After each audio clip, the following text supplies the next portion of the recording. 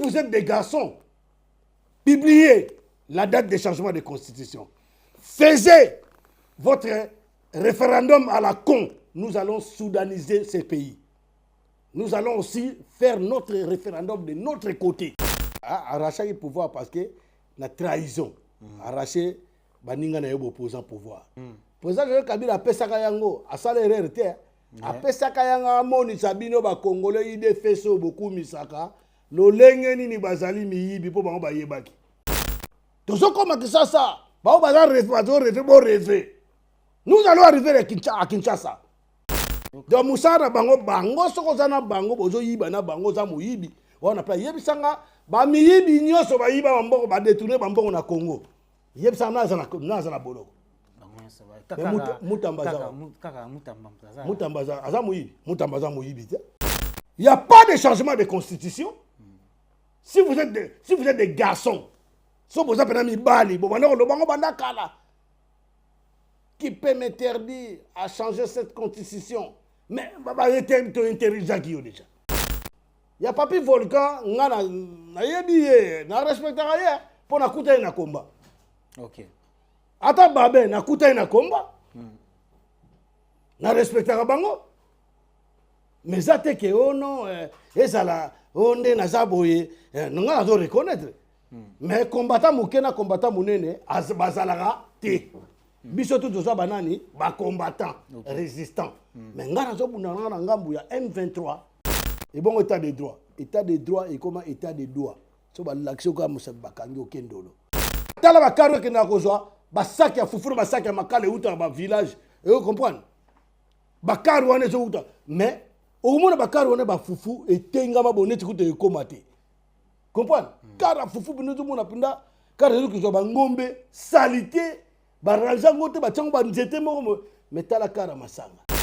Au moins ba ministre mo bo muyibi kaze judiciaire de ba ministre de transport. Yo bon qu'est-ce que vous attendez de ces ministres? Jean-Pierre Bemba venturier makolo tenga ma pantalon ko tout monde et loko to boy mobutu alobakango.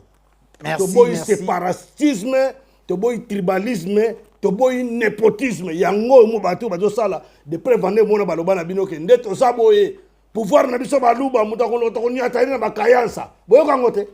Donc musara bango soko zana bango bozo yiba na bango za muyibi. Wana pa yebisanga ba miyibi nyoso ba yiba bamboko ba détourner bamboko na Congo. Yebisanga na boloko. Mutambaza aza muyibi. Mutambaza muyibi te. Alingate. Chacun doit faire ce qu'il veut. C'est pas mon problème ça. C'est bien. C'est bien ngana monaki frère na biso na beta musique n'est bien, il m'a rappelé très bien. C'est un bon chanteur. Alors s'il a fait ses épreuves, c'est bien. Pourquoi pas décorer? So ba décorer yangani nakati. Na beta rama boko ça musa n'est bien.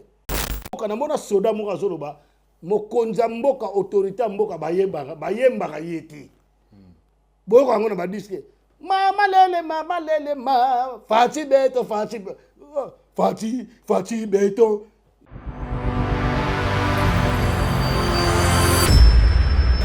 Arnold Fuma.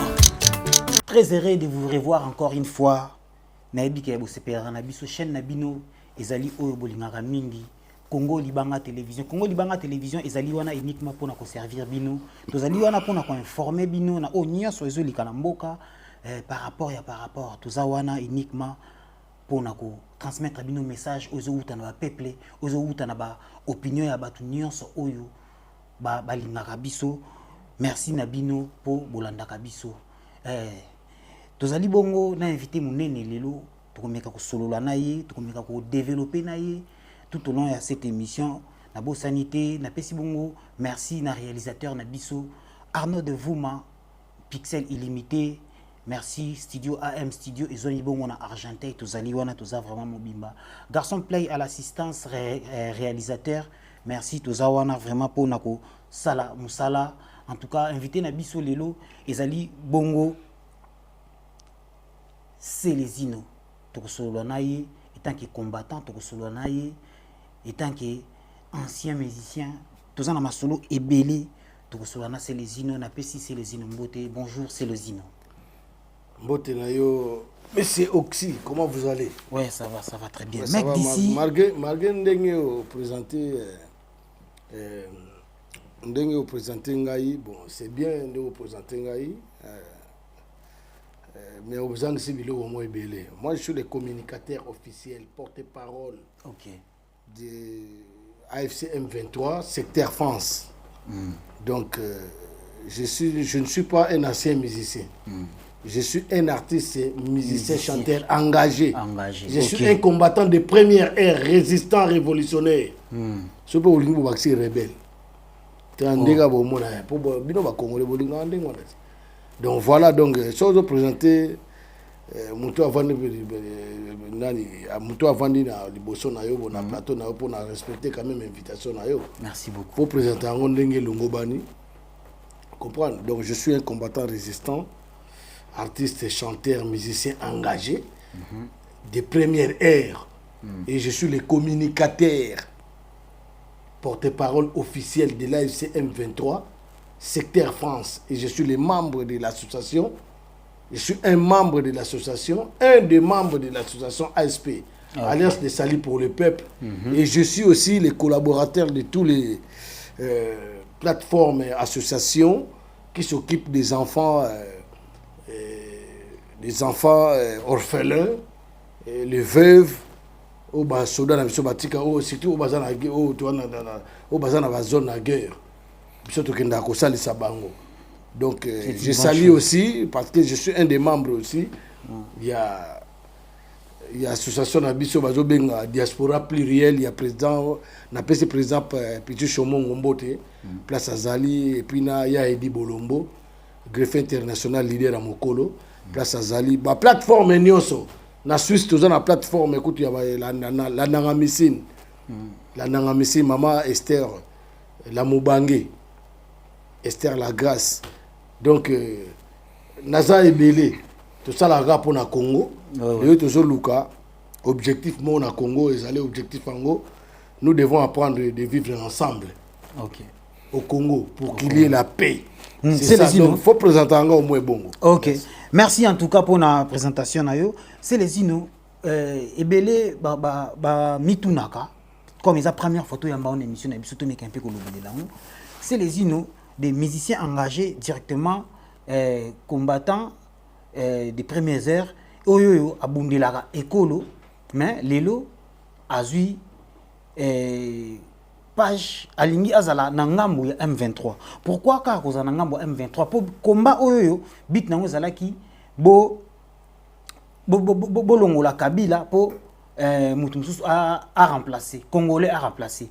Congolais a remplacer ezali bongo fachi o azali ki pe combattant parmi ba combattants o bozako de. On a raconté nga bezo tout dans la question. Eza mutuna. Bon. Pourquoi opponent ngambu? Non. Pourquoi opponent ngambu ya papa, M23? Tout cela bien. Mutuna nous a breveté. En tout cas, on a préféré ou informer quelque chose. Ou bien aux autres dans la question parce que les questions et les informations ne sont pas les mêmes. Donc il y a une question qu'on répond, et il y a une information qu'on écoute. Donc, si je veux te répondre dans ça, là, on a une question. Déjà, on a bandé dans le Cambo Yosukeli. Comme vous avez dit, Fati. Balongo la motute pour bâtir Fati. Déjà, ba pesa qui est, ba noma qui est.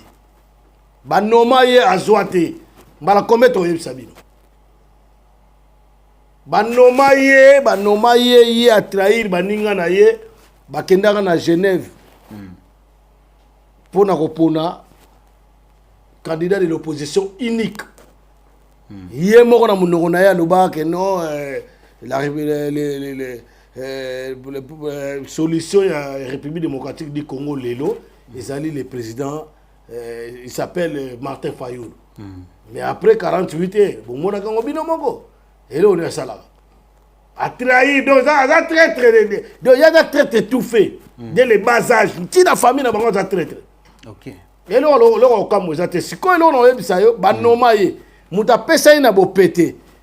Muto bino benga lelo ke le président Joseph Kabila Kabange mwana mboka o bino bona okosela ba okosela makambo Rwanda boina boy lukuta nyosto ne lukuta mais Rwanda ngosi ko bino bona lo bazar Rwanda suis pour pouvoir na peta pesi alors dit soit il y a ça le président Joseph Kabila Kabange est à sa troisième mandat à sa troisième mandat mais muto ko ba pesi que azolu ko sa troisième mandat changer na constitution aussi longtemps constitution oye aloba que non ce qui Kabila a mekika ko réussi ko changer constitution na to comme esclave na mboko ce que ya je nga changer en point les mêmes constitutions et les mêmes constitutions ba do bango que faut pas changer constitution na pour ça ba paya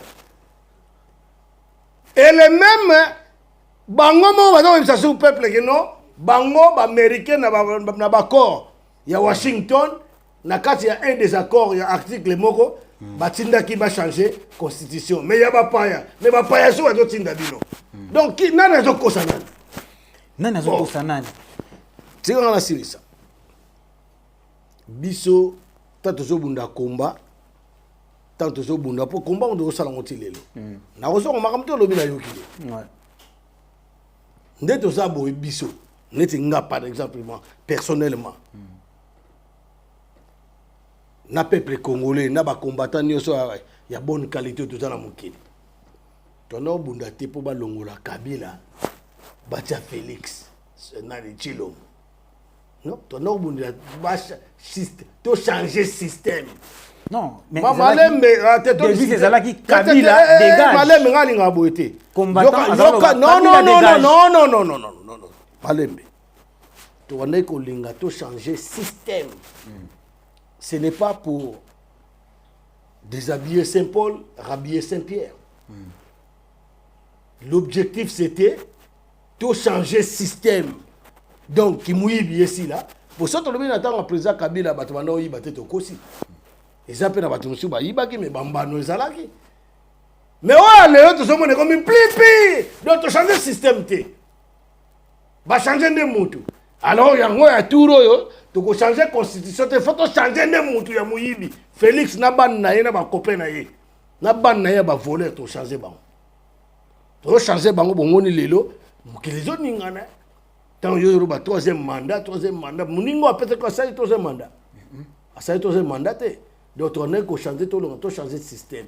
Si qu'on a premier point, pour la banda qui yo banda qui on a na ordre ba dénominateur commun. Mais là, on a ordre décroissante. Dans la bande, place yo sur na zozonga. Yo banda na question bande loké 1 tina 3. Nanga na kitiko 3 tina 1. Donc première question le ben nanga ipo o sangisa ba question on a tout na kiyo. O so informer nga déjà question. Ezaki na question. Le ya question encore question moulayi bongo mutako bosa la pe mais heureusement nga na mémoire. Très sage. On se comprend. Donc, surtout comme na point 1. On va bien primo na latin. Vous comprenez? Donc, surtout comme na point 1 est le biquet.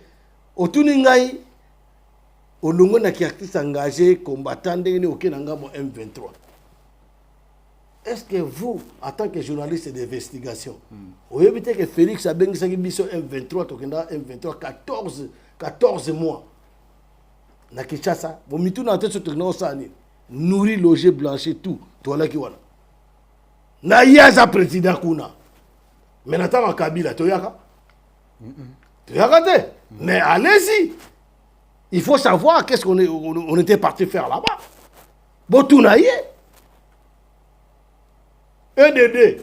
Yo tout des combattants, artistes engagés, Mbalamoko, na M23, M23, ils ont Congolais. Bako Sarabinoté.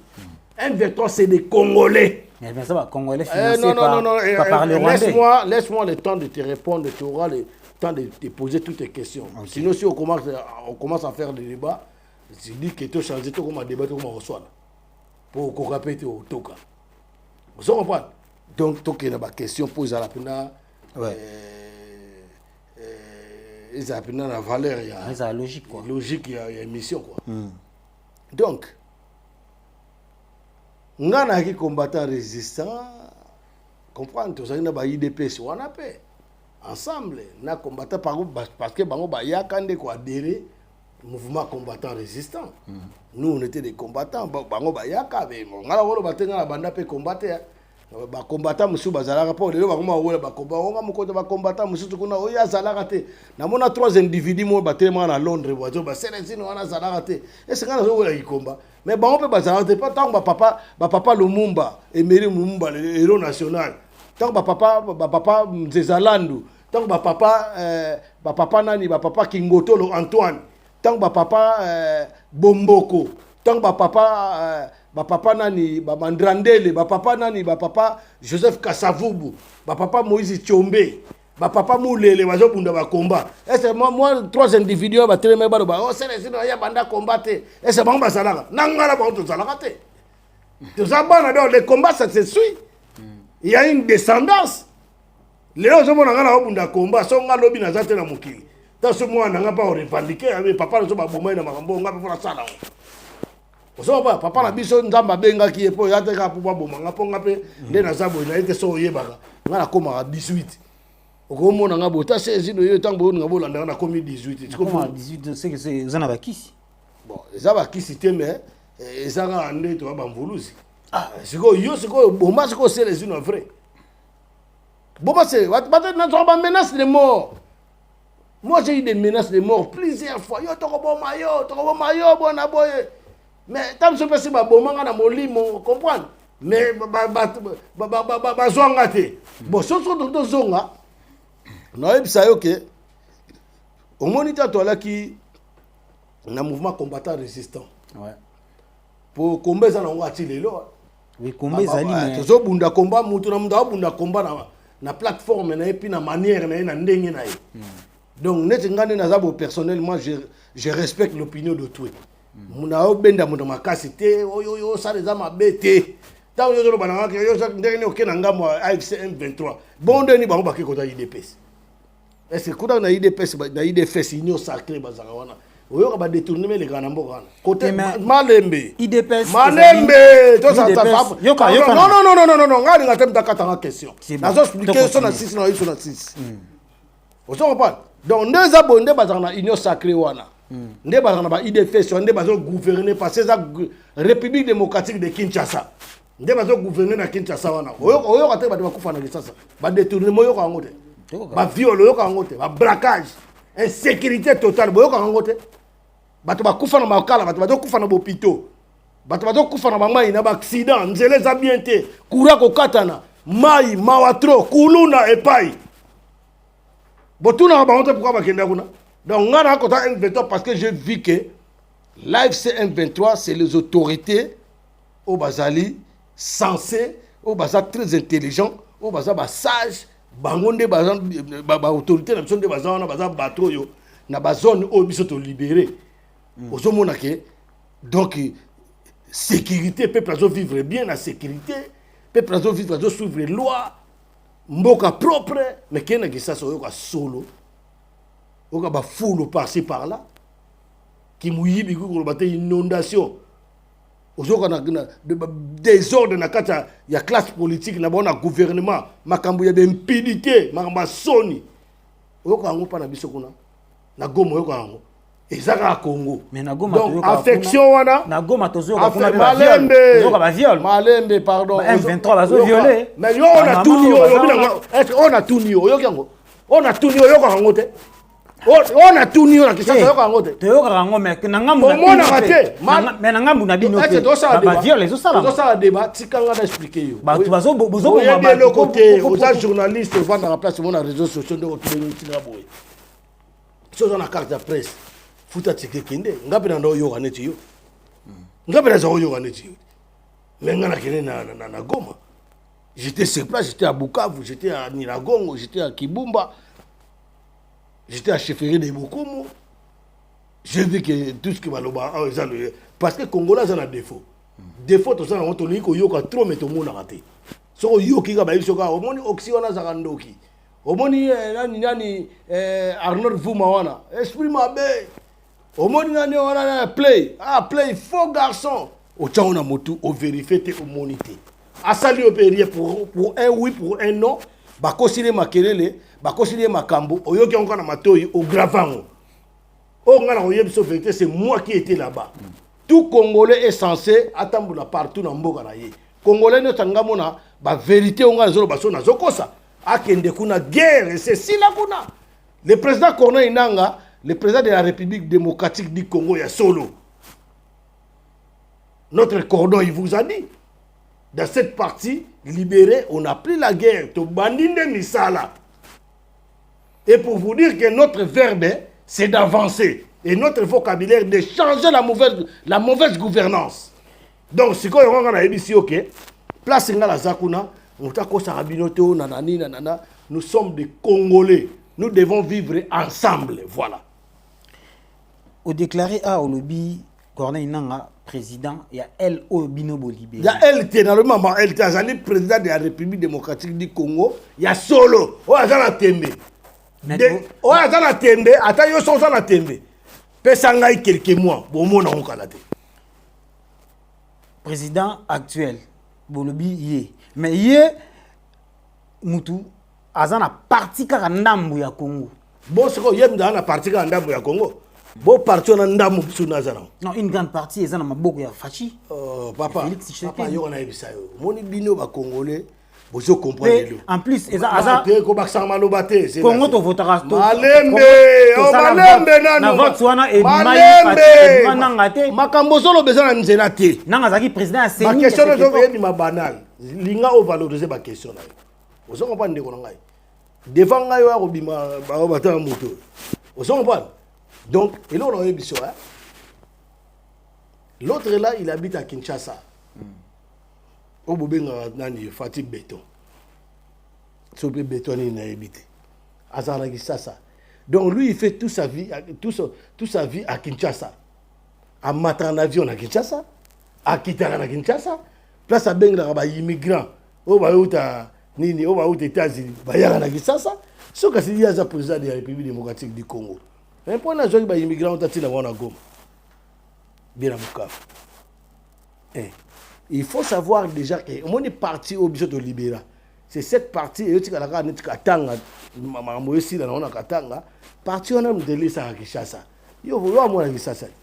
Au timona de diamant à Kinshasa. Non. Bon mon a carré minière mon à Kinshasa. Non. Papa, bon comprendre. Donc le mec là il est au pouvoir, il est venu là à comment il a pouvoir pour na Moyibi, aza Moyibi. Ayena yaza na Moyibi, azo yiba na nenga lingi. Et ayo l'exatan et puis nazo ki lande ba o ba kumisake mawa. Vous savez pas, nazo ki la bango mawa parce que o tiki la bango mama na yombo. Yelobi a go appelle jet na e bani na go akimi et bon bino beaucoup misaka e. Pour bozo mona bien bozo na pasi. Comprendre? Bozo mona bien détournement, ma ezakate courir zate au potable zate donc insécurité donc braquage viol bato violer bato en plein ba violer moi à 16 ans en plein jour boye wana na Kinshasa. Papa yo za journaliste to yeb makambo na Kinshasa so ça na mabo mais ce qu'on a elle na bino kuna c'est plus papa tala tiko poter malobako tiko tout ça émission bien hein yo ko nganga na elle na bino yo kende kuna oh ya Kinshasa bino tu momona ngo ndeto zali bato bele ba voyager wa na capitale ba voyager na Goma bien na Bukavu hein mais ngam na kende kuna zo sabino kuna le loko renira pas na biso kuna na Goma ezali sécurité baboma batu kuna te lukuta faux et archi faux hein botu ko lokota makamba balabala bwano lobango o tu na ngona be mission non tu es un journaliste de l'investigation allez faire des recherches. Tu vas voir que c'est du mensonge. Tant que bidio n'a bien, n'a comprendre raté. Au moni na guerre. Chilombo azotinda basoda na yeba FROC. Ba FROC bazoya wana ba wazabiamba. Bazoya wana ba yakubunisa pebi, ba yako sala offensive na biso AFC, les lions de Saramboué. ARC, armée révolutionnaire congolaise. Vous avez un lobby armé, il y a valeur, armée, il y a discipline, armée, il y a force. Le général Emmanuel Sultan Makenga, l'homme de 151 combats, l'homme de 151 victoires. Vous comprenez? Donc c'est que bateau ata bayaka. Na peso adage moko. Oyebita obitumbe zalaka na zamba. So ba niama ba nzoko bazo bunda na zamba. Ba victime za bani. Matiti na banzete hein. Mais oui. Ta option na bango tozo bunda. Bango ba yebili kamba bazo bundela. Ba bundela bazo mboka, bazo bundela, bazo boma population, bango bazo boma population. Mais biso tozo cibler nde bango. Mon frère, tout le monde makambo to yebi. Comprendre? Neti ngane na za na kolo baka makambo na yebi. Na kolo bate on na yebi te na kedo ba na yebi te. Donc na kuna na Goma na Bukavu la partie libérée muda kufa hakuna te, insécurité zate. Peuple azotambola 24 sur 24. C'est 24 heures plutôt. Mais qui est tambola na kisa yo kenda wa mona kine. Okenda kisa longwa kaka yo amona commune na Kisasa mwana lemba mwana monga fula bon loko za mwana lemba ape mwana monga fula soki 22h ebeti ko zo taxi atako zo taxi to moto 22h zo taxi bien moto be bana okele makolo soko okoma menga na kina Goma na otambola na librement na ligne. OK, ozo comprendre donc bato ba ko saka binoté comprendre na si que to fermer parenthèse là parce que on va comparer les deux côtés. Attends la mentalité ya peuple. On va yoke na Goma, muta Goma, jeune mobo ya Goma bien population Goma, monora muto.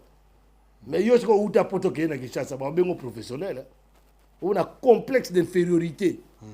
Hein? Ouais ba o pangso bo, moi na poto, tala bo do so ko bla ba masa mso bunga ba onkala ba yana ba ordonnance.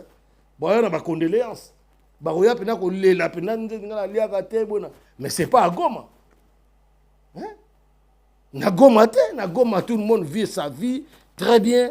L'autorité na biso ba soldat na biso na Goma, ba policier na biso baza bien structuré. Salongo ezalaka pona mboka. Yesa mukoni ba salongo ba banda na Kisasa na mona o mutu ala la lili pongi ona comme les rangs de bumunene wana. So Gumba Daniel Bumba. Yo binombo ba ko ba voler wana. Voler wana tanga zala wana so alali na ba pongi na yo kan tanga la mga olotani.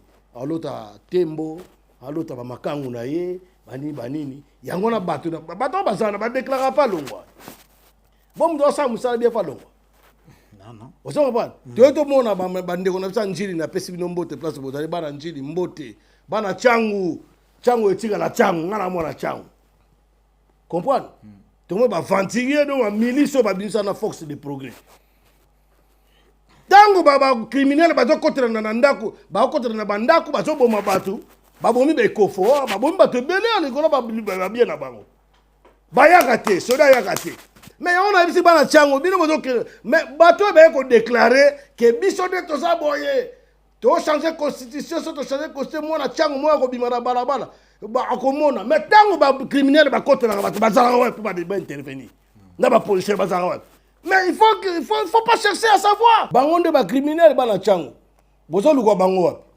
Donc, tant que vous avez des criminels, vous avez côté la bino. Aucune intervention. Intervention est athée. Souci à tes agarawana. Les policiers, mais tant que vous avez des criminels, donc c'est les milices, forces de progrès, on a des criminels. Mais on est des forces avec vous. Tu dois payer une force.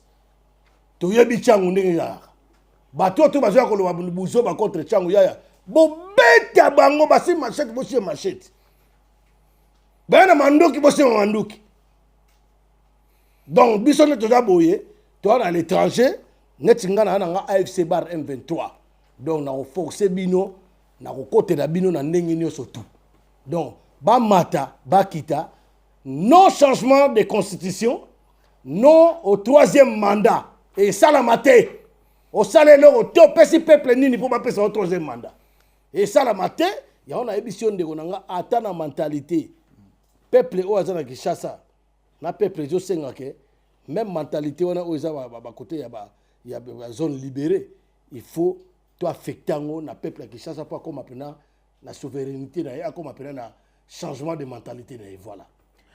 Et tant que porte-parole il y a AFC il y a M23 mais quand un peu comme ce projet il y a président il y a M23 nanga eza nini sikoyo yo moni ba question na yo en tout cas faut yekola mingi ndeko na ngai faut yekola mingi nazo critiquer yo te mais na lingi oyeba rapinde bele faut sala moi ba recherche ba investigation oyeba mama moni ngai naza porte-parole communicateur officiel de l'AFCBR M23 secteur France pour na yebisa yo yana ba question msuka na ko répondre en ngote mais na ndenge mo ya l'ICC na ko répondre yo parce que moni biso tozali mouvement révolutionnaire, parti politique armé. Donc, nde toza boye, ngata na kede kuna plan na zoki amour, ya bato wana monde bazo kamba, nande basali mboka kitoko, nabi bato boye so ba komiti na Kinshasa, développement Congo oza rapide. Vous comprenez? J'ai vite compris que non, cahier des charges, il y a cordon, Corneille Nanga, les cordons Bertrand Bissi, moi, Jean-Marie Rouniga, tous les membres, Laurence Kanyuku, Marc Bazo travaillé, Général Gatieri, Colonel Nzenze, Papa Amissi, les grands magiciens Henri Magie, Prince Abedi na protocole, ne Bazo travaillé, en tout cas, dans mon que non, en tout cas, cahier de charge déjà yangwana et mon ani déjà boy saba yebisanga na mo ke bateau yo bana venir bateau yo bazala bonne foi il y a développement mboka vous comprenez ça na tuna mais professionnellement parlant je ne peux pas dire ça jour au président a repé ça à ça la sortie médiatique et belé il y aura un jour à ça la sortie médiatique naie et puis à représenter nos cahiers de charges. Étant que membre Outi Kozala dernièrement na milieu Ouana Makamangozo évolué mais quand un peu comme ça biso liwa ya colonel Willingoma est-ce que c'est vrai ou faux que Willingoma atika biso je dois baki boy yo mona obsèque na place des alaki obsèque demeure il y a mortière là bon on a compris c'est ça ba obsèque en fait on a pas c'est ça ba manifestation na ba cérémonie on a qui en tant que journaliste on a tout autant les réseaux sociaux parce que sont tout non parce que sont tout les malembe sont tout les questions c'est-à-dire on a qui pour yokaki autant qu'on a réseaux yokaki on a réseaux sociaux babi que noté mais ya ngope nga na tuni yo lokolo yokaki drone yaki drone yokanga na tuni question te on a zoyebisa yo na zoyebiso est-ce que ndoko zawana omonaki oyokaki na réseaux sociaux bosikoyo omonaki place bazo kundaye na libulu moko boye bien place bazo sa bobsek na omonaki te donc réponse na na ozong c'est là yo réponse na ngeza ke bossa la fête nde bomela ba champagne parce qu'il y a des gens de l'union salité bata ide fesse moi bata ide fesse bata Félix na batu na wana bazoba wana nyoto bazaka wana banyama wana na mone banyama ibele bazaki parce que batu mutu tango zo lia nyama ko manga nyama moni nyama balia raté surtout zo lia ona Europe place zaka mbwa so zo lia mbwa bongwe ko manga ruiné tango bongwe ko manga ruiné ozo attraper ozo affecter maladie moko ko affecter o ezaka pas mbwa pour mbwa ganga pa pamba moni mbwa atozo ganga azo leka boyo mais ça ko landi akimi donc même comportement ya mbwa même comportement bata il défense même comportement bata union salité vous comprenez donc union secret salité de bazawana ba meraki fan champagne na bateau yo mususu baza ba charlatan baloba biloba loba bazo sa bazoba na bango bazoba c'est pas grave loko bobe colonel Wulingo makufi bino mbolobi yango bomoni place bakundi ete bomoni ba cérémonie ya bobsek te bomoni yango te donc bosa la fête bomela ba champagne mukolo bo aussi sa fête biso nde to banda wana c'est ça tout ça quand on a M23 mais quand un peu comme ça biso na M23 ba membre oyo bozana bango effectif awa na poto ba o ba figure oyo emblématique tel que yo boza suna banani o bozala na combat ya toze belé na bien ngai na zangai nga bozo mona ngai hein si vous voulez bien venir moi j'appelle tout le monde et tous les jours j'appelle les gens j'appelle les jeunes gens j'appelle les gens qui vont travailler parce que Au Congo, nous n'allons pas travailler toujours avec les mbata, les vieux comme les vieillards. Hein? Bampaka lokola bambata babanda politique ka, bampaka lokola baati lukwebo, bampaka lokola bamboso. Vous êtes des jeunes gens, c'est notre pays, le Congo appartient à tout le monde.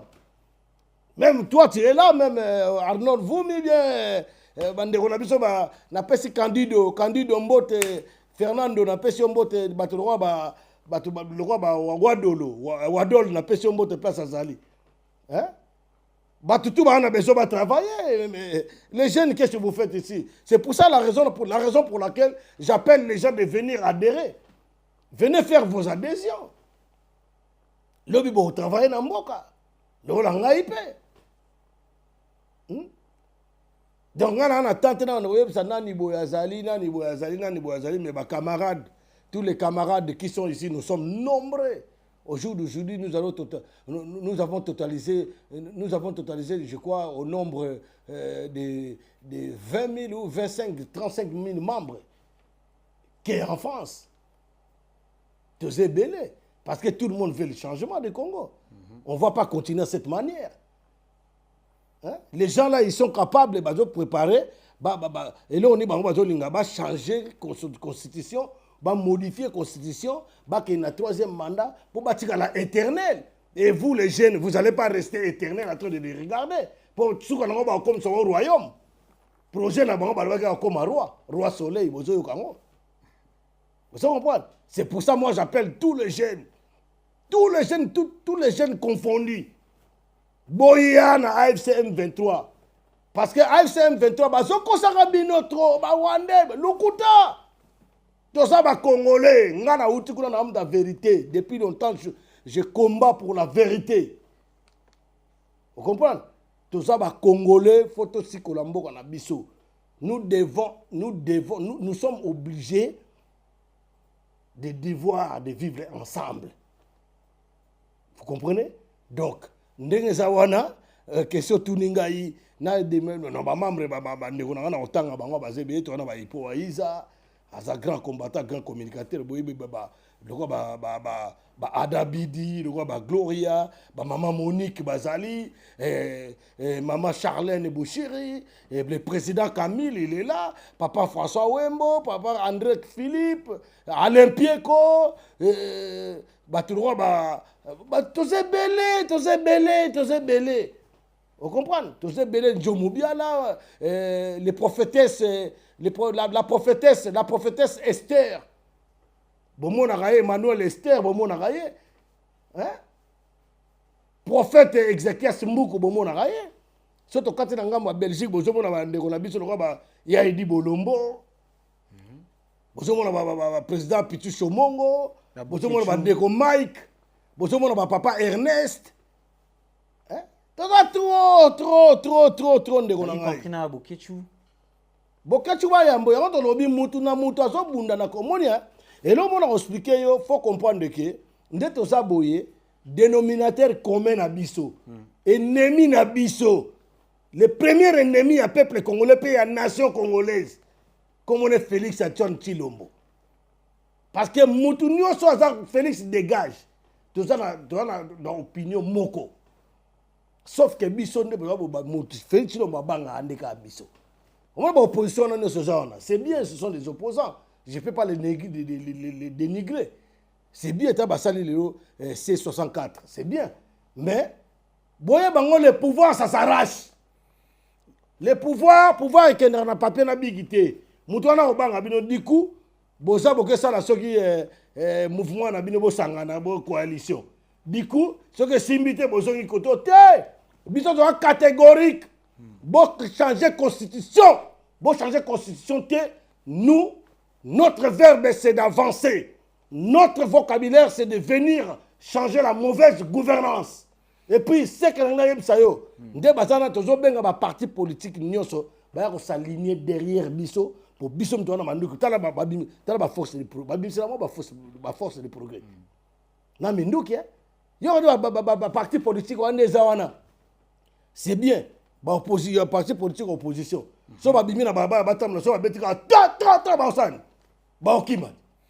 Non, non, si ça va reprendre. Mais bien sûr, tu dis, au tiers. Comme donne deux ma vie. Donc, AFC M23, ils ont l'eau qu'on s'en rend en côté. Vous comprenez? Ils ont l'eau qu'on s'en rend en côté. Donc, bon, matabo qui te oh non, Joseph Kabila va payer sur les sanctions. Ce sont des chantages. On s'en fout de ça. Nous, ce qu'on veut qu'on change notre pays.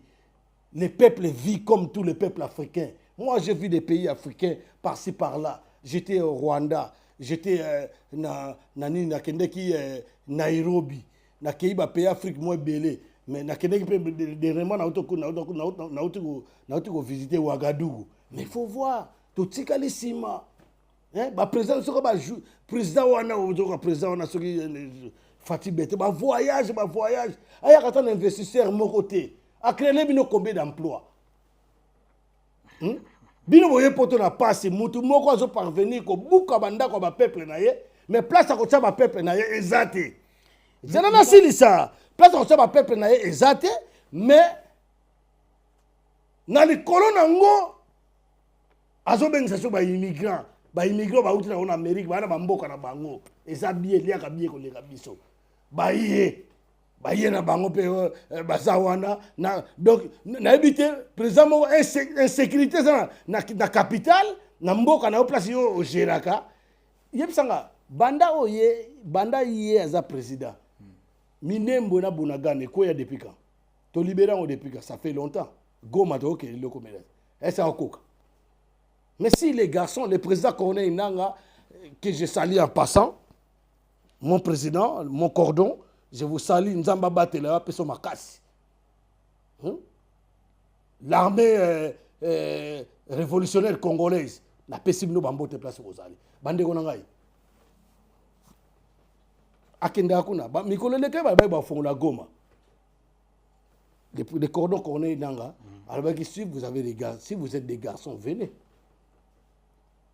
Ayebisi et sous Mikolo, si tu es un garçon, change la constitution. Bagala Mounogua, tu as changé la constitution. Tu as fait le référendum. Mais le président Joseph Kabila Kabang et moi, le sénateur a vu le président honoraire. Non, vous changez la constitution. C'est ça que nous allons faire, la soudanisation. Soudanisation de... Voilà, on va le faire. Nous, on va faire l'autodétermination. L'autodétermination, c'est-à-dire peuple en baboti à la place de vos habitudes de l'indépendance. Ce qui est l'autre lobby, qui est noté, on met un peu pour définir régime, il y a Félix Tshisekedi, du coup, pour définir en comment. Mais ça se voit, c'est à l'aîné. Qu'est-ce que vous voulez que je dise encore? Et toi, vous avez défini, vous avez défini ça. Non, on a tout nu étant. Mais c'est un régime dictatorial, c'est un régime de tyrannie dictatorial. Et en plus, c'est un régime de voleurs, de jusseurs, volume qui ne fassent rien. Je vois le régime qui est là, un régime, bon, ça à 48 millions, peuple à zone comme Ananzala. Peuple, banzela zate, baron à eau potable été, courant zate, électricité zate. Bada bazo tanga na condition moko déplorable mais ils ont parvenu à 48 millions à Barça. On a défini on est voilà. Donc yo tala no ba film mettons on mwana muke au fani na yo kana na défini na ngosiko ya. Au fani na yo tala ba film commando ya ba Rambo au bengsi Arnold comme les nani Jean-Claude Van Damme ayo kabili 6 millions. À quoi faire? C'est un passeport diplomatique. À quoi faire pour ça? Et puis, quel est le Twitter? Il y a Jacques-Claude Van Damme, on a talent bien. Aloba même pas où tu es Congo. Aloba peut pas Kabila qui est bon. Et là, on a Tony Parquet. Ce Tony, il s'appelle comment? Les judokas français là. Tony Yoka. Non, c'est pas Yoka, l'autre, les Français. Teddy Riner. Teddy Riner a Kende Kuna Kabila Imbo. Magana a dit montate. Hein, mon frère? Mike Tyson, pas qui. Mike Tyson a Kabila et Bela. Mais peuple n'a pas souffrir. Bambon, on a fait millions, on a fait 48 millions. Banini, on a fait Bambon, on a un président, c'est la première fois de voir un président qui devient, qui se proclame qu'il est producteur. a commandé producteur nana bese concert a winga a sangse ba winga na martyr bokanzaki Abu Diabou na soko Abu Diabou ezaki ye soko Abu Diabou na yebi comment nani Amadou Djabi on a soko Abu Diabou wana soko zalaki ye mais il fallait betcha mosos ba betcha ngo deux fois toyoki yango ezanga ite mutu na lobi yango eza Patrick Mouyaya yem da lobi yango ministre de information na loba leba wana aloba so ba mamo ezanga tina wana aventurer wana yé Patrick Mouyaya wana yé moka lobi yango ba tchaki coup de pouce na concert ndeko na biso abetaki na France na stade de France fali ndeko na biso wana abetaki awa mais ndeko na biso kuta za mayele alobi ke no ye producteur na ça attention bo pesa ki beaucoup pesa on hermo na kuzu bo lobi yango peut-être ça vous fait quoi mais bino bo lobi yango. Et puis un président de la République qui se prétend que le président de la République a dit père na katandako. La olinga bana ne se tundenge moko. Vous comprenez? Et on tombe le président de la République netingane na za bana oloba bona zo dénoncer na fingi mutute. Est-ce que na fingi ene na za? Non. Na fingi te na zo dénoncer.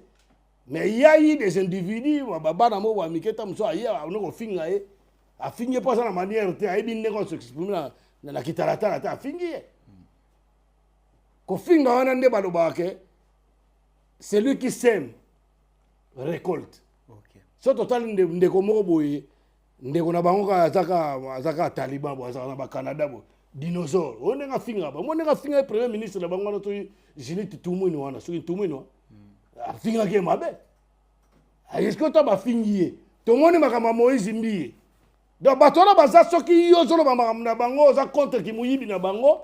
Na que mauvaise gouvernance na bango za bien na bango soko on lobi likamo za moi contre bango zo mona clarté au komi rwandais neti nga ba komisanga angolais na koma rwandais angolais ba ndenge na bango banda ngo kala président Joseph Kabila président Joseph Kasabubu tata na bango Etienne Tshisekedi na ata na ba origine chinois et le ngo ki chinois ba longo ke oh non mon président Mobutu kutu azaka centrafricain balembi centrafricain ba comme ça est togolais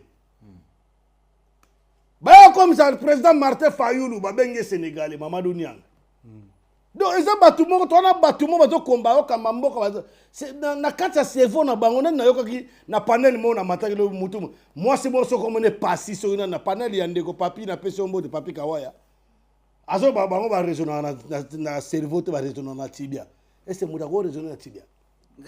So comme bango mo balobi yango so bato bango mo raisonner na tibia c'est-à-dire c'est fini. Donc au moment tant bato linga ba changer constitution wana baza wana bato changer constitution balobi bazo faire référendum. Est-ce que vous allez faire le référendum so boza pena ba konja mboka so bozo kama mboka solo sans goma na ki na Bukavu eza na kata mboka wana te bon référendum on bosa yani. C'est la raison pour laquelle le président Corneille Nanga il a dit que non, voilà, afin de compte la République démocratique du Congo, parce qu'on ne voit pas la démocratie est en place. Il faut comme la République fédérale du Congo. Donc comme ça, on fédéralisme, bien, parce que le fédéralisme est au Congo. Alors on est au Zawana, pasteur, pasteur, soit déjà pasteur. Ba viola bana bato ba mukunda ba viola bana bato ba mukendi a viola na Canada bo monde ba kanga ba muyibi ndoki mukendi wana comprendre baze belé ba passer wana su bangono tu baza ba luba donc ata mu Congo moko za wana te ba luba bino moko kanza siko bino ba luba bo kanza kende bozo gouverner na mauvaise gouvernance na bino neti bino siko ba kolombo ka wana non donc tant Moïse Mbiye a eu opposition bango 5 pardon mais faut boyeba ata Moïse Mbiye tam so 5 000 pardon wana pardon on est pardon te loba liboso on mta kontaka wana lobi on ga po abatela ka vina ye ba faire na makasi bagolo félicitations bagolo c'est ça un peuple malgré tout bon que on ndenga musique mais c'est ça un peuple comprendre na pese bango félicitations bagolo ngam do ke nanga pa ya zate comprendre ngalo ba vérité pe na otinga lo senga mu pardon te pardon ko ya makamuni ponga na AFCM 23 comprendre ndo senga mu pardon te Vous comprenez? Mais tout le monde dernièrement, n'importe quoi. Na ba combattant vous allez na bango allié à niveau de la France, mais beaucoup mi ko simba na nzoto. Papa, au moins la question de tout n'est trop capital. Félicitations à toi. Mon frère, ça se voit que vous êtes à Bongo. Malgré tout le monde a un débat mais so mon un combattant moroboy. To simba na nzoto. C'est-à-dire c'est un traître ou infiltré combat bandakala. Traître nandeni mais traître ba to ba no lié na mbongo bandakala. Ba utiliser biso to la ba éclairer. Ba on ba battre ba na sema ba lire ba bandeko ebele ba ba lelo ba za bien te na ba casier judiciaire na bango ebebi ba mo ebele za bien te ba auto ki na kati ya combat mais à cause des bateaux na ba no lié ba mbongo na bango ba za ba yana bango ba sala na kati ya gouvernement wana ba membre na ba bon après mutu na mutana opinion na ye ndenge ko na ye mais biso to ba incorruptible comprendre ngala loba na bo solo na to bunda na bo solo na za hypocrite neti bato mususu aza na IDPS aloba te nga na soutenir Félix Teme na za na IDPS ça signifie quoi ilobini ngala zo bisabino ke na zali selezino ya AFC M23 et puis na zali selezino na zo soutenir ba parti politique nyonso oyo za na même langage que biso. Félix il doit dégager. Pas de troisième mandat, pas de changement de constitution. Nous devons soutenir Moutou Azolo Babon. Quand le parti politique est Moutou Nyonso, leader politique Nyonso. Oh, bah membre il y a parti politique Nyonso Bazolo Bandengwana, sauf que Biso doit grande puissance. Sauf que Biso doit réussir on a n'est pas tout. Donc bah il y a qu'on s'aligne dans ces mandats. Biso doit armer, tout ça parti politique armé. Donc, au tiers. Au lingo joie tozui. Donc, langage à batouana ya union sacrée, na ya nani chilombo, langage na bango za bayo waka na munduki. Comment c'est possible? La plupart des opposants, Kimi Mboka, grand frère, camarade de Franck Diongo, grand frère Nanga Imbote, place Azali, Tokutana était en Oyaki, on a attaqué. Et puis, camarade José Makila, grand frère propre, il y a André Kimbuta Yango, place à la PC Mbote, il y a Rimova, il y a Jean-Claude Vwemba, Bazawana, Kokimi Saka, opposant. Opposant, monsieur Batigale, le camarade Obé Minaku, Bakangaye, Tilelo, sans cause. Camarade Jakindala, Bakangaye, sans cause. Bakangi camarade Emmanuel Chadari, sans pause. Sans cause. Bakangi camarade Dunia, sans cause. Bakangi camarade Kamizelo, maîtrisable, sans cause. Bakangi Bangopoane. Bango tango na tango époque, il y a le président Joseph Kabila Kabang et moi Namboka, le président honoraire, le sénateur à vie. Mobala maman Olive na pesi mbote. Sandan cool, pesi na mbote pas maman Olive. Maman Olive, maman Hoho, maman Royo. Na pesi mbote pas Sazali. Soto kepe musika na pesa pena ke viena ngai Kikaya bin ve Kikaya na pesi mbote grand frère Kikaya na pesi mbote maman Georgette mbote makasi maman Esther mbote makasi na pesi maman Lili mbote vous comprenez donc bango tong basara ki ba ofinga le président Joseph Kabila Kabang est-ce que bana okanga bango non okanga bango te asa okanga bango te et puis Zakari Bababa c'est wa guignol o ma tama minene wana garçon zoba wana Zakari Bababa non zoba wana na akena ngana bete mabeso sa na niate pe na frappe na bete pe na buke na mikuwa zoba wana Zakari Bababa c'est ma maloba aloba bo moni mwana Tshisekedi wana nani Chilombo ako sabino président bafuta gaye 6000 par mois aloba lokutata aloba ya solo kasi yango mona que trahison yango traite mais siko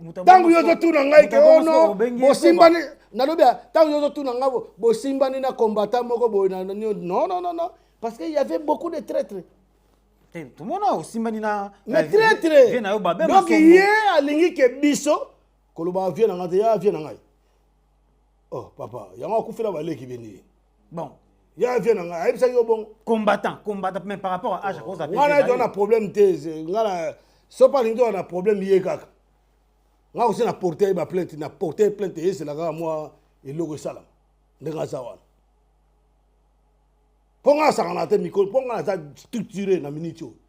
Donc yo na ba combattant nyonso o bozana bango donc c'est que courant les grâces c'était pour papa ngai na zaka bien na papi volcan balembe kotanga na ba combat ba individu ba les papi volcan za pina combattant bona banti valere wana za combattant tambola na mukila mo ngando bo tambola ya mukila nini mukila na jito otumbango yali otambola na mukila na yo ngana na problème na ete na za yebe azaka na combat malembe motu na motu azobunda combat na opinion na ye na marque na ye soki ye ozotanga kombo wana so azobunda komba na ndenge na ye etali ye potu na ye pourquoi abundaka na bandeko na biso ya baton Front Populaire abundaka na Francis Mokonza ba Congo Francis Mokonza ba Congo na pesi mbote Zoro Bilele Vermeil na pesi bino mbote place bozali ya Sarcel babundaka na bango ponani tuna mutu wana otangi Congo na ye mosusu wana babe wana tuna pourquoi yokana batikalaka bango moko ata ye na ye wana oyo bayokana te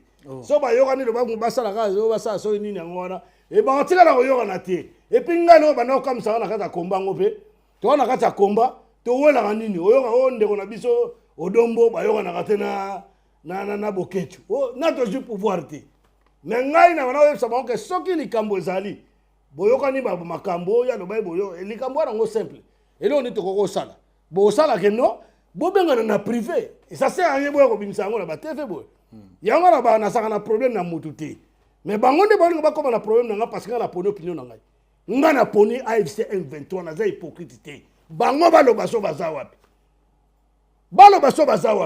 ponga na loba na Félix dégage Chilombo il doit partir na loba ngo oyamba bango atuna bango baloba bongo so bakoka po ba hebi ke baliaka bambongo. On comprend maintenant ça. Mais donc tout le monde on a balier na bango bambongo. Balier na bango bambongo on distrait le peuple pour rien. Le vrai combat est allé que bisonné na za boye na lobi na za AFC M23 na zo lo bango sur le terrain. Na kita une ou deux fois na terrain. On comprend. Mais yeb ça bango lelo soki balobi ke neti ngane na za bo na za très bon na za très. Mais le premier traité o ayamba biso. Ayamba M23. Na Kinshasa 14 mois nourri logé blanchi nan muto bango bazo kumisa Félix Chilombo alors seconde ba bien que béton abongi simboka mais basala nini na ba famille na bango ya papi volcan ngana na yebi na respectera ye pour na kuta na komba OK ata babe na kuta na komba na respectera bango mais ateke ono ezala onde na zaboye ngana zo reconnaître. Mais combattant mukena combattant munene bazalaka te biso tout ça banani ba combattant résistant mais ngana zo buna na ngambu ya M23 est-ce que vous comprenez ngai? OK na comprendre alors ce que tu toke na musika bango balingi nini Kabila dégage mabe Félix dégage mabe onanga te mabe. Mais si vous avez nini, vous avez wapi, vous avez sa peuple, ni vous avez enseigné peuple, nini, comment na bino exactement ça, nini. Mais voilà. Comment on a l'élo, bah marche et zo salama par-ci par-là. Dernièrement, il y a marche et tout ça la mi balé. Awa na mboka ya poto. Selon yo, bah oh bah ça réclamation ana, bah ça bah congolais. Mon frère, bino le dans Congo, vous jugez bateau selon morphologie. Comprendre? Ok, ce n'est pas ça. Il ne faut pas juger les gens comme ça. Il ne faut pas juger les gens comme ça. Notre problème qu'on est en train de déployer, nous devons apprendre à vivre ensemble. Du nord au sud, ouest, est. Moni Congo Zamboka munene. Congo Zamboka munene. Donc le Congo Zamboka munene, il a kisini. Il a kisiki. So ke na Manianga, na Bas Congo, na Congo central.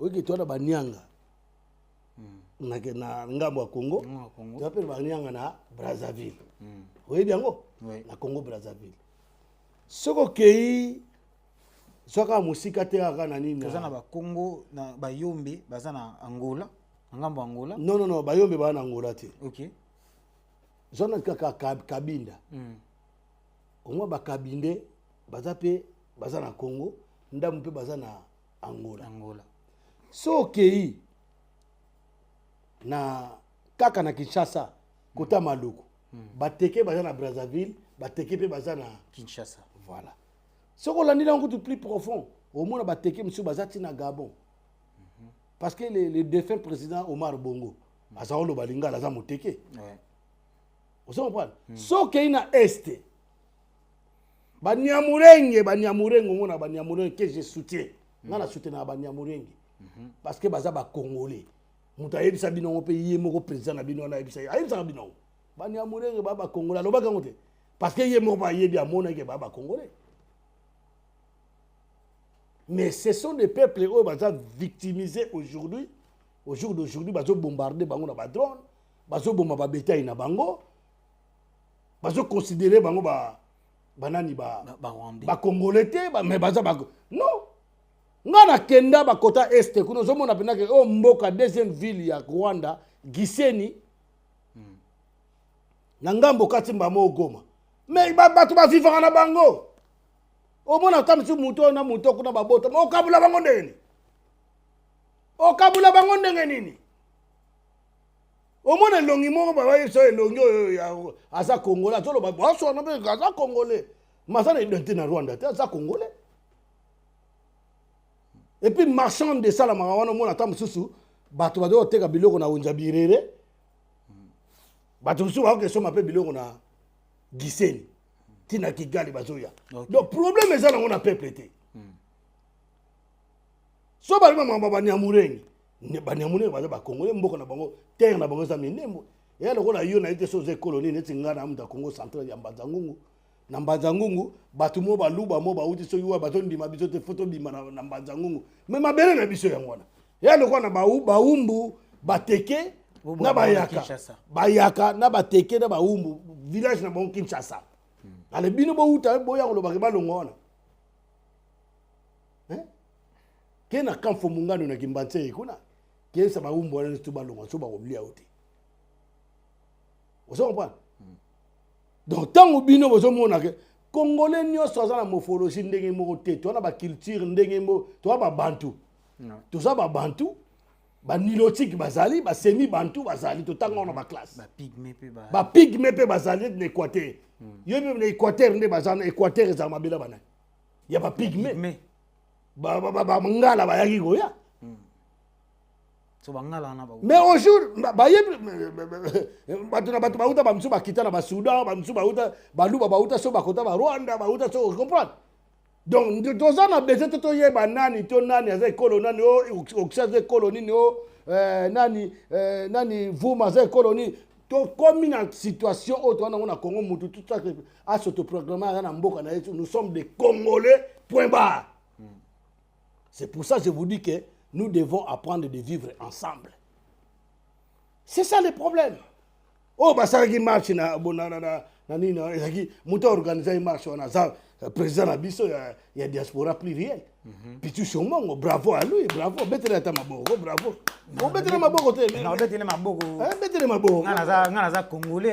Mais il pas ça combat. Oh mon mon va pas congolais. Papa, yo bino bozala kisi par na bino bola kisi longi. C'est là. Oui que marche mi balé pe salamaki. Na expliquer au marche mi balé. Au moins bandeko bona ki ora ba nyamulenge, banani ba congolais pe ba zakone belé donc vraiment na éviter comprendre. Ba congolais ba zebele ba nyamurenge baza ba congolais et puis ngona kena kino omoni yaona uto yebisa yo na ngambu ya banyanga kuna na ba Congo na Brazzaville banyanga bayali na Congo Kinshasa pe banyanga na Congo démocratique pe banyanga bazali donc rien na pêche obi balobaroni ki balobaki ni Rwanda za langue yale kwa lingala Swahili beloba magana Congo Kinyarwanda eza langue loba na Congo, na Uganda, na Rwanda, Et le moment après, na Tanzanie, si na Kenya. Dans un pays à Grand Lac ouana. Mais bango na mitu na bino ba Congolais le ko comprendre le côté. Boko misango ote.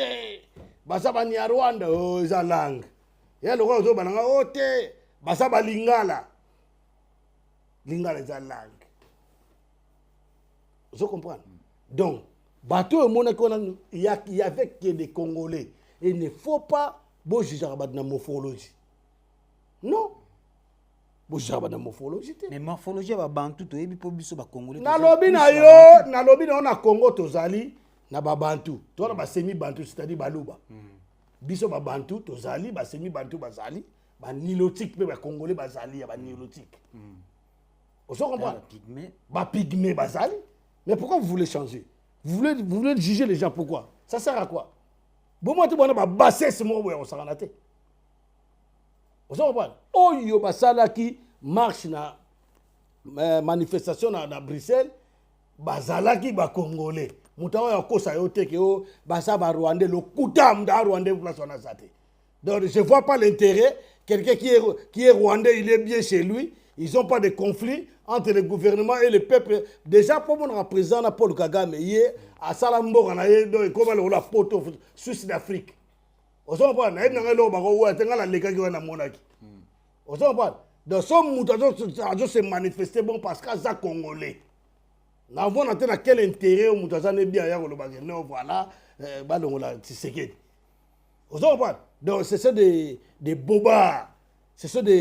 C'est qu'on dit des calomnies inutiles. Ce sont des idées tribaux. C'est des tribalistes, des séparatistes, des gens là. Quand tu vois quelqu'un qui prétend des propos comme ça, il faut le traiter directement tribaliste. Séparatisme, népotisme. Et là, tu bois Mobutu à l'Obakango. Tu bois séparatisme.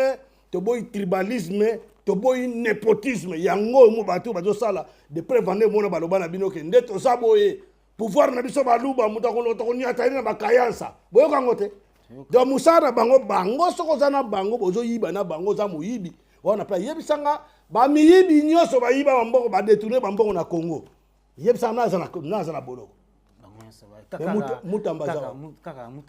mutambaza aza muyibi te azawa ana boloko bon so yebisinga mutune disakindala ayibaini et bon obemina ko ayibaini et bon Emmanuel Chadar bien maîtrisable pour yebisa bino kaka vous êtes maîtrisable bokangi oyebi combien de généraux bato kanga sous général mo sous kamite yo civil les kanga ba généraux donc yo mutu mo tona binemi partout et puis bataille des pêches sur la bataille des fesses on bataille des fesses na bataille no salité bazoko ça y est vous comprenez boko simba moto ko pela na yebisa yo so bon mais kaka ko sa référendum wana moto ko pela ndenga danger donc ça va péter le bana honorable des années du SAF ça va péter ngunza kaka ngunza ça va péter mon frère donc et là on yebisa yo que batira ko sabino o ba Rwandais so ban mais après na ko mona pe bandeko na biso susu ben o sa so marche mo ko na comprendre bandeko na biso na ce sont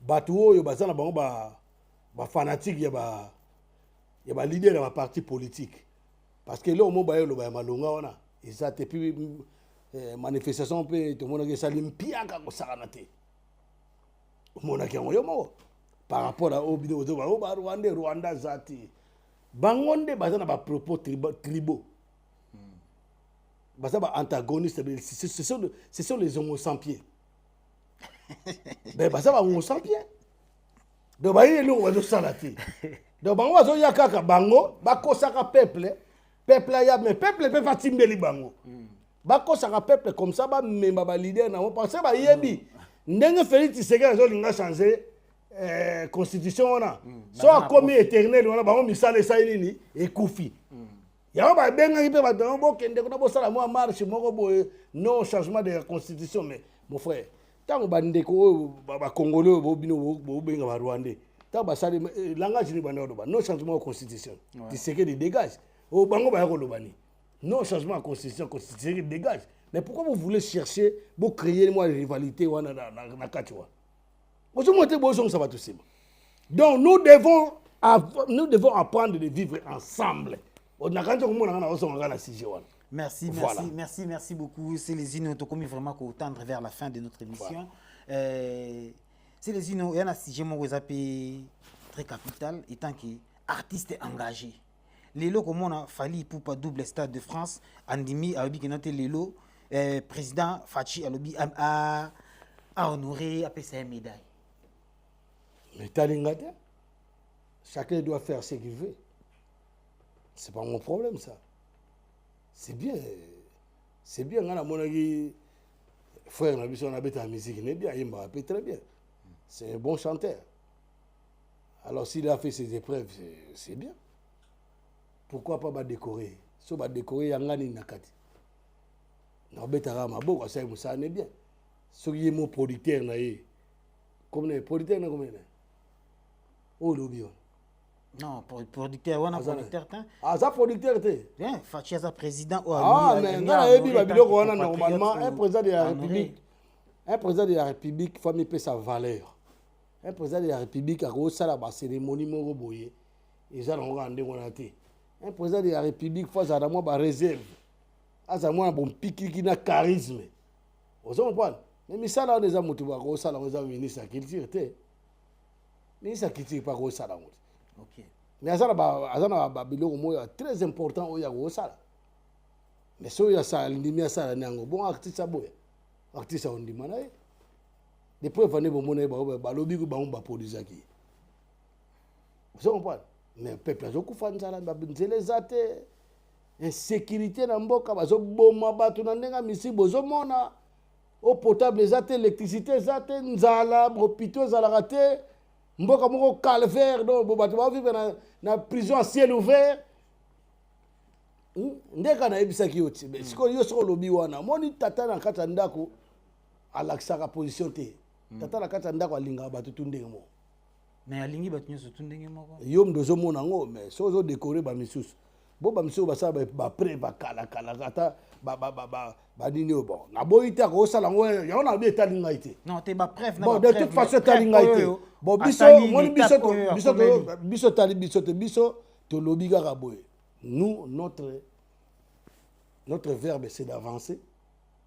Et notre vocabulaire, c'est de changer la mauvaise gouvernance. Parce qu'ils ne gouvernent pas bien. Ils n'ont pas la bonne foi. Ils n'aiment pas ces pays. Ils n'aiment pas ces peuples. Ils n'aiment pas pays. Ils n'aiment pas les peuples. Pour que ça, ils ont des peuples à deux ailes. Vous comprenez? On a n'importe quel moment opportun, ceux qui peuplent dans les sengo. Au moins, les loisirs. À ta football aux homona. Tant qu'on Kabula qui mbongo pas ba jouer. Mais boyoka kite peuple a tunaki bongo biso boyoka kite. Boyoka kite. Donc peuple pas sur les là, yo sali peuple dit. À l'après la conférence de presse, ba zoba ba mouton na ba vanda ko na bango tout, ba tout na ba question pour la Israël moutombo. Pour la raza mouton na bango. Uzaye moutombo ça molu ba za mouton na bango a dit. Atuna ba question mo ko na nga lukile pe ba problème. Donc na kati ya mboka na mona soda mo ka zoloba mokonza mboka autorité mboka bayemba yeti boyo kango na badiske mama lele ma fati beto mais c'est quoi ça? C'est comme Macron journal de Azoyemba. Non. Est-ce que na Rwanda ka place baluba Rwanda président Paul Kagame boy na boy so ka musicien mo Rwanda yebi Paul Kagame. Aujourd'hui, on a quatre, il y a distraction, il y a débandade, on a quatre, c'est impossible. Au moins, on a mboka mobimba, car tala ba karo ke na kozwa, ba sac ya fufuru, ba sac ya makale uta ba village, et vous comprenez? Ba karo wane zo uta, mais au moins ba karo wane ba fufu et tenga ma boneti kuto e komate. Comprenez? Car fufu bino zo mona pinda, car zo ki zo ba ngombe, salité. Baranja ngote bachango banzete moko metala kara masanga mona kara mo ya sika ezo kabula ba kaza masanga ba quartier poni bozo bakaro na sika te basha nzela pesa bien te au mona batie ministre mo bo muyibi kaze judiciaire de ba ministre de transport yo bon qu'est-ce que vous attendez de ces ministres? Jean-Pierre Bemba venturier makolo tenga ma pantalon ko mona alata pantalon na ye moko kotonga ngo te comprendre eliama na sa makolo awa autaki CPI tobunda tokenda ti ba CPI Jean Pierre Bemba bobimisa ye bobi to réclama tosala ba manifestation sikotala résultat. En tout cas, tokomi ko chité na émission na biso mot de la fin pour na mkolo na lelo pour na émission na biso na lelo. Je crois que ozonga susu mbala sima to meka mpe ko lobela susu pour na mboka pour to booster.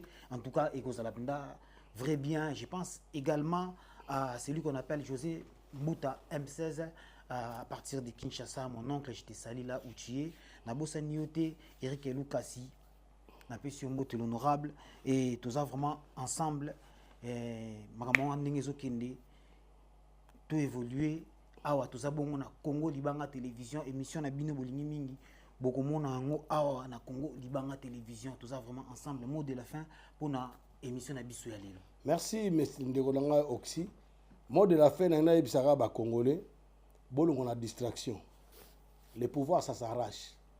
Pouvoir yaka na loyengete ko yemba te pouvoir komone te Chilombo Chilombo arraché le pouvoir parce que la trahison arraché baninga na yobo opposant pouvoir comprendre alors ce qu'on dit na président Joseph Kabila pesaki abizwa et puis na bosango yebiso président Joseph Kabila pesaka yango asala erreur te apesaka yanga moni sabino ba congolais ide feso beaucoup misaka lolenge nini bazali miyibi po bango bayebaki bomoni yango lelo lelo nde tozaboye. Le peuple d'abord est kidnappé. Et bon état de droit. État de droit et comment état de droit.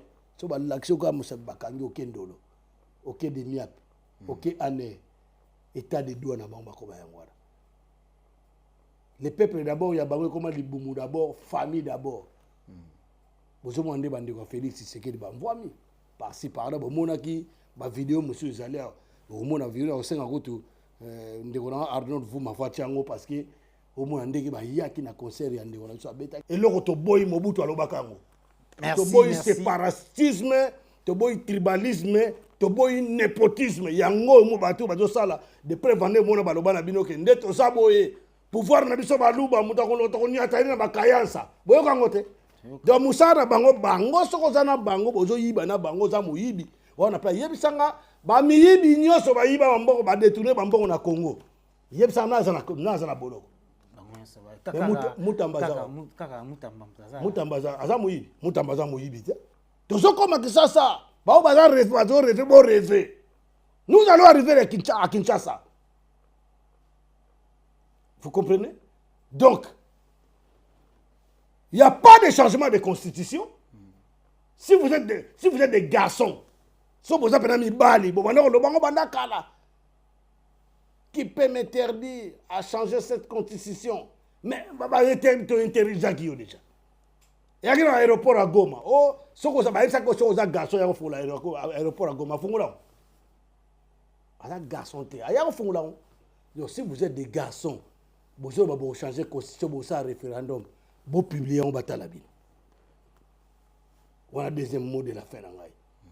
Pati Banjuzi, Gloria na pesi Mbote, DJ Rwade Mbote, Christian na pesi Mbote, Nico Itiler Mbote na place ozali, Mama Mboyo Mbote, Mama Mireille Wankake, Mama Mokonzi, Chirac Makayabu, Mama Antoinette Makayabu, Président François Mboukou, Olga numéro 5 na Canada. Olga numéro 5, ma petite sœur de quartier. Na pesi bon anniversaire naï.